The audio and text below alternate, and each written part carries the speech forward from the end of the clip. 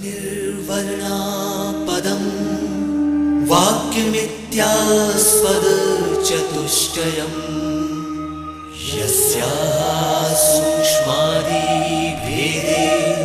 वाग्देवीं तामुपास्महे।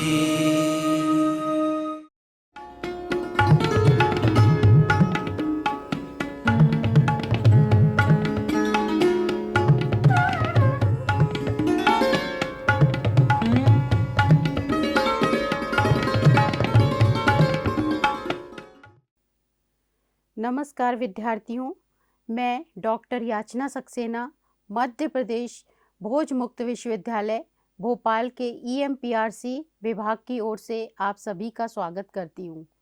जैसे कि आप लोग पिछले वीडियो देख चुके होंगे जिसमें हम लोग बीएड का एक SES 04 पेपर पढ़ रहे हैं, टेक्नोलॉजी एंड डिसेबिलिटी, जिसमें आपने सारे 1.1 से लेकर 1.4 तक पढ़ लिया है। अब हम इसमें पिछले व्याख्यान में हमने पढ़ा था कि कर्ण सांचा हियरिंग की गुणवत्ता में कैसे सुधार लाता है। तो आइए हम आगे बढ़ते हैं इसी श्रृंखला में।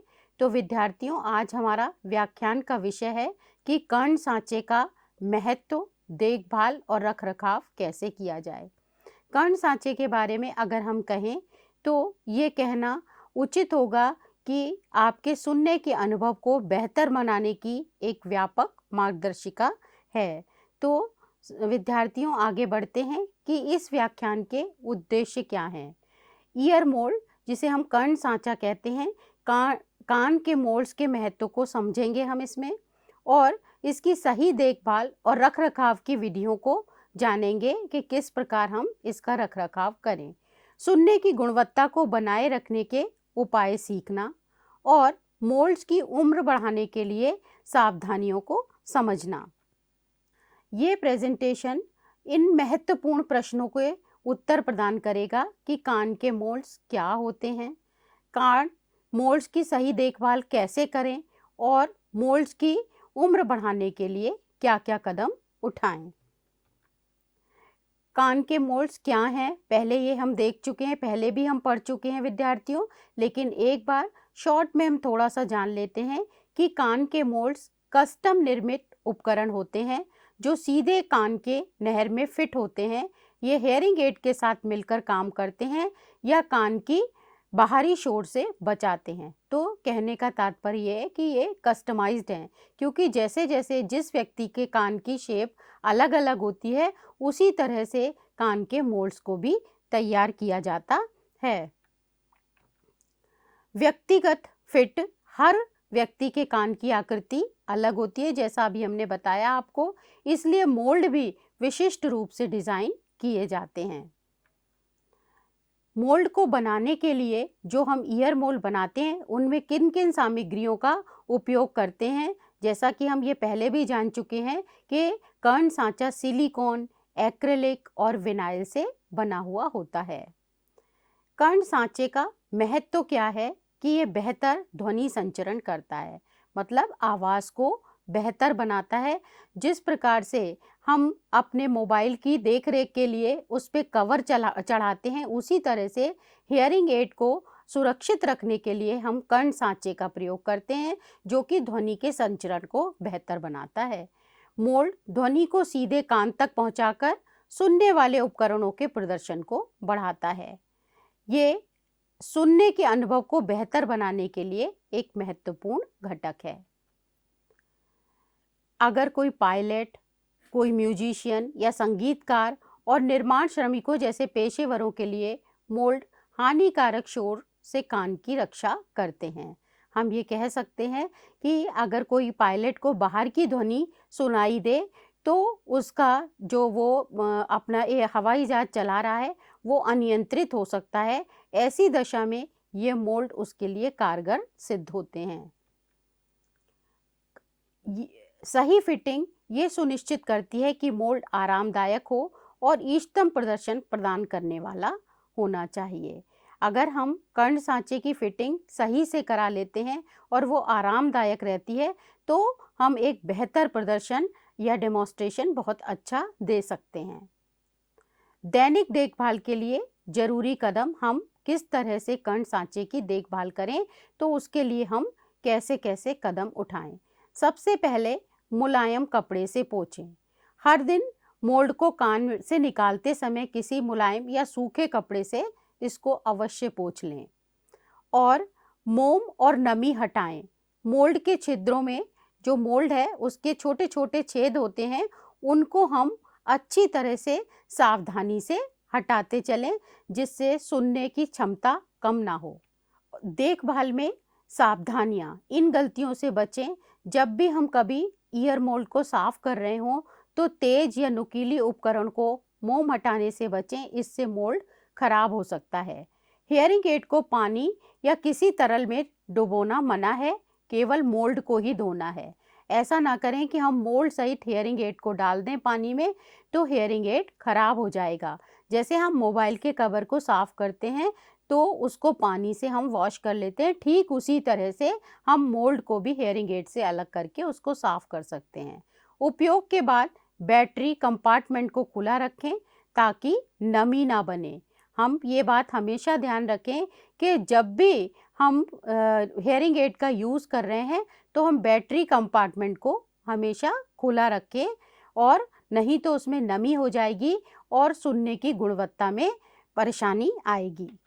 अब कान के मोल्ड की देखभाल क्यों आवश्यक है, इसके बारे में हम जानते हैं कि संक्रमण से बचाव होता है, कि कोई भी तरह का अगर इन्फेक्शन हो जाता है तो उससे बचाव ईयर मोल्ड्स ही करते हैं।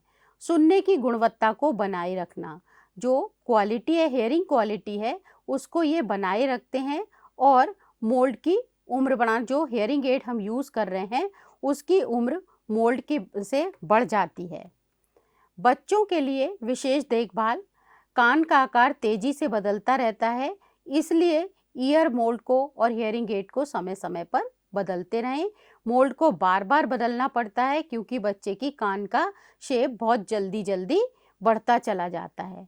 नरम और लचीली सामग्री का उपयोग करें। विशेषज्ञ सलाह और उपकरण के बारे में अब चर्चा कर लेते हैं। अपने कान के मोल्ड्स को प्रभावी ढंग से देखभाल करने के लिए पेशेवर मार्गदर्शन की सही उपकरण का उपयोग करते हैं। नियमित जांच, अपने ऑडियोलॉजिस्ट से, जिससे भी आपने हियरिंग एड लगाया है और जिसने ईयर मोल्ड का निर्माण किया है वो ऑडियोलॉजिस्ट है, उसे समय समय पर उसकी जांच कराते रहें। सही उपकरण, वैक्स रिमूवर, एयर ब्लोअर और भी बहुत सारी चीज़ें साफ करने के लिए ब्रश का उपयोग करें, जो विशेष रूप से कान के मोल्ड्स के लिए डिज़ाइन किए जाते हैं। हम ये ना करें कि किसी भी हार्ड चीज़ से उसको सफाई करना शुरू कर दें, तो जो उसके लिए पर्टिकुलरली ब्रश या मोल्ड्स आते हैं उनसे उसको साफ करें। इसको स्टोरेज, अब चलिए हम इसके स्टोरेज की बात करते हैं। तो मोल्ड्स को हमेशा एक सही स्टोरेज या केस में रखें। जैसा कि मैंने आपको बताया है कि सुरक्षा की दृष्टि से हमेशा ये ध्यान रखें, जैसे हम अपने चश्मे को उतारकर उसको केस में रख देते हैं रात को सोते समय, जिससे उसकी उचित देखभाल होती है, उसी तरह से इसे भी डीह्यूमिडेटर फायर में रखें ताकि नमी ना जमा हो। आम समस्याएं और समाधान, जो कि हमारे सामने समस्याएं आती हैं, उनके हम समाधान भी ईयर मोल्ड्स के लिए ढूंढ सकते हैं। ट्यूबिंग में छेद या दरार से हियरिंग एड से सीटी या फुसफुसाहट हो सकती है। कभी कभी हमें ये समस्या आती है कि हियरिंग एड में कुछ लगातार सी आवाज़ आती रहती है, तो हम ये सावधान हो जाएं, उसकी जांच करें और अगर क्षतिग्रस्त हो तो उसको बदल लें। इस समस्या को तुरंत ठीक करने से आपके सुनने का अनुभव बाधित नहीं होगा। ढीला या टूटा हुआ मोल्ड, अगर मोल्ड ढीला हो गया है या टूट गया है तो एक प्रभावी ढंग से काम नहीं करेगा। तुरंत अपने ऑडियोलॉजिस्ट से संपर्क करें और इसको बदलवा लें। इस समस्या को तुरंत ठीक करने से आपके सुनने का अनुभव बाधित नहीं होगा। इसी तरह से एक और समस्या आती है, वो है आवाज़ की समस्या। अगर हियरिंग एड में आवाज़ की समस्या है तो ये मोल्ड या हियरिंग एड दोनों से संबंधित हो सकती है। मोल्ड और हियरिंग एड दोनों की नियमित जांच कराएं। कई बार मोल्ड में भी प्रॉब्लम होती है, कई बार हियरिंग एड में भी प्रॉब्लम होती है और कई बार देखा जाए तो दोनों में ही प्रॉब्लम होती है, जिससे सुनने की समस्या और कठिन हो जाती है। इस समस्या को तुरंत ठीक करने से आपको सुनने का अनुभव बाधित नहीं होगा। अब हम कुछ थोड़ी सी प्रेरणादायक कहानियाँ भी देख लेते हैं। जिन लोगों ने ईयर मोल्ड को यूज़ किया है या कर्ण सांचे को यूज़ किया है, उनके कुछ कथन हैं जो यहाँ पर कोड किए हैं मैंने, कि मेरे बच्चे के हेयरिंग एड के मोल्ड की नियमित सफाई करने से उसके सुनने की क्षमता में अद्भुत रूप से सुधार हुआ है। एक मदर का ये कहना है कि अगर हम उसकी सही सफाई, नियमित सफाई करते हैं तो सुनने की क्षमता इम्प्रूव हो सकती है। इसी तरह से हमने यहाँ पर दूसरा कथन कोड किया है, सही देखभाल से मेरे मोल्ड की उम्र दुगनी हो गई और मुझे हर समय आरामदायक फिट मिलता है। कान के मोल्ड्स की देखभाल में सुनने का अनुभव बेहतर बनाएं। कान के मोल्ड्स की उचित देखभाल आपके सुनने के स्वास्थ्य के लिए महत्वपूर्ण है। नियमित रखरखाव करें, जैसे हम पहले बता चुके हैं, उसकी सफाई को नियमित करें और उसे संक्रमण से बचाएं। सही देखभाल से संक्रमण और खराबी का बचाव होता है। और विशेषज्ञों से संपर्क करते रहें। समय समय पर अपने ऑडियोलॉजिस्ट को उसको चेक कराते रहें कि ईयर मोल्ड में प्रॉब्लम है या हेयरिंग एड में। बेहतर सुनने का अनुभव आपके सुनने की दुनिया को साफ और सुरक्षित और प्रभावी बनाते हैं ईयर मोल्ड, अगर उनकी उचित देखभाल की जाए।